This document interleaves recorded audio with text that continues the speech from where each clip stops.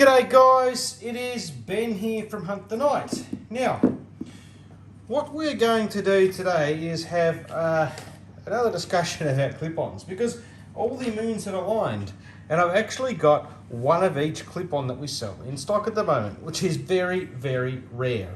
So I thought I'd take this opportunity to go through all of them. Yeah, pretty much all of them. Anyway, all the main ones that we sell, and just have a quick final wrap up of them. Now, we're not going to be talking about adapters because all of these take the roost on adapters, so let's get that out of the way. All of these are fantastic to use. They're as equal to a dedicated scope in some instances. They've certainly got a lot more pros in terms of not having to switch out Picatinny rails and all that other type of stuff that we've covered in other videos. But I wanted to just go through the individual ones and kind of group them actually a little bit together. So we're going to talk about the 384 versions and the 640s just one last time. So in the 384 versions, the main ones that we have and we sell is the Infiray, the clip-on CL42, and the HIKMICRO Thunder TH35. Both of these have got 1024 by 768 high definition screens. The Thunder records on board where the CL42 does not. You can externally record, but you've got to do that through an external recorder. The Thunder, you have to operate and reach forward by pressing, the keypad up here, where the Infiray device comes with this really handy remote. The Infiray device holds either 3 or 4 profiles, where the Thunder holds 1 profile and you have to change it at the same time. Both of these are actually really cool devices. In terms of ocular, in what you can use in base magnification on your day scope, both of these are similar. They top out at about 6 power. The Infiray device probably is a little bit clearer at 6 power than the HIKMICRO, but it's minor. They both have fantastic pictures. They're both really great, but I'm going to say that little remote does make it that little bit easier, to use in the field. It can be converted, the CL42 can be converted to a monocular, as can the Thunder TH35. So that's those two. Okay, so let's get rid of them. And let's bring in these 3. So these 3 that we've got here are, I'm going to try and make some room here.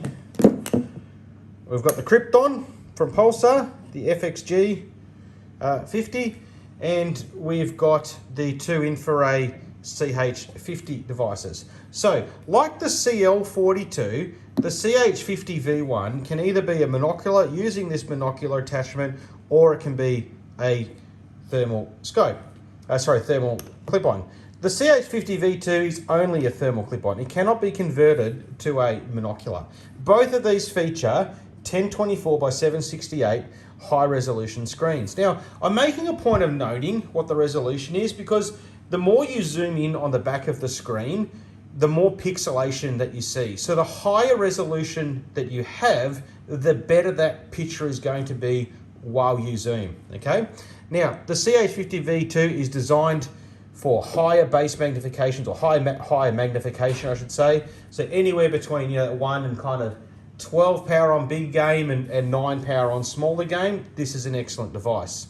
The CH50 V1, also being monocular, sacrifices that higher end magnification, and it's really good up to kind of 6 power. You can push it kind of 8 power, just like you can push this V2 here to about 12 to 15 power, but you will start to see that pixelization. The Krypton over here, let's just rearrange it. Both of these as well have remote control, and neither of these can record on board, just like the CL42. If we have a look at the Krypton, let me get rid of these. The Krypton also comes with a remote control. It comes with a big battery on the side. All the other devices we've talked about uses the CR123 batteries. The Krypton smashes all these when it comes to battery and battery life. But the Krypton's only got a 960 by 720 screen, and the way this system is set up, it's really good in that kind of ultra low base magnification to about 4 power. After 4 power, you can push it to kind of 6, but you start to lose a lot of quality pretty quickly. It's got a beautiful sensor and it creates a beautiful picture, but it's just not as good in that higher bass magnification. It's got onboard recording. It's got, you know, the nice button system on top to actually access things, you know, quickly on the fly. You know, so it records audio where the Thunder doesn't, and it records it really well. Pulsar, their recording is by far, you know, some of the best on the market, especially their audio. Take note, Infiray. You know, so, you know, these kind of things are, you know, advantageous, and it is a beautiful device, don't get me wrong. Just don't try and expect it to get to that 10 to 12 power like a CH50 V2 does, okay? But like anything, you know, that starts in ultra low magnification, including in digital zoom, as you start zooming in, you're going to lose picture quality anyway. And I've talked about that in other videos, is that the picture quality you lose, I feel, isn't as significant in a clip-on than it is in a digital scope. And then we have this. Now, this has not yet been released, but it will be. This is the Thunder TQ50C, which is a clip-on device as well. Now, like the other Thunder, it doesn't have a remote, so we're dealing with these buttons here. But we can change our color palettes and all that type of stuff from the button. It does have onboard recording, but it's got an f1 50mm lens. So by the time you stick the Rusin adapter on, the rear on your scope housing as well, you've got to have a fair bit of clearance to accept this high lens.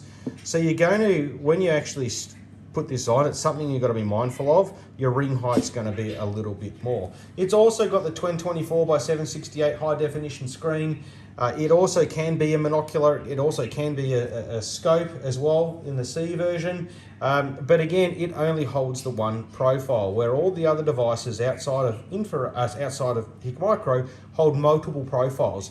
And if you're going to use a clip-on, I mean, you know, I've talked about in other videos, you can get away with it. You can write the X and Y coordinates down, but it's really, really handy having those multiple devices and multiple profiles, and quickly being able to swap them between different rifles. Especially if you're like me, I could be shooting foxes or I could be shooting deer when I rock up to a property. At the moment, I carry 2 rifles with 2 dedicated scopes, but I could carry, you know, just the thermal clip-on and switch it between my 223 and my 308 on the fly. You know, so there's a lot of pluses and pros to clip-ons, and they're a lot better than they certainly used to be. Anyway, guys, I hope that gives you a little more information about the range of clip-ons we sell and helps you down that path. You know, I make these videos because of the inquiries that we get. We talk a lot about, you know, the clip-ons on the phone, and hopefully this will give you a bit more direction. All right, thanks, guys. Talk to you soon.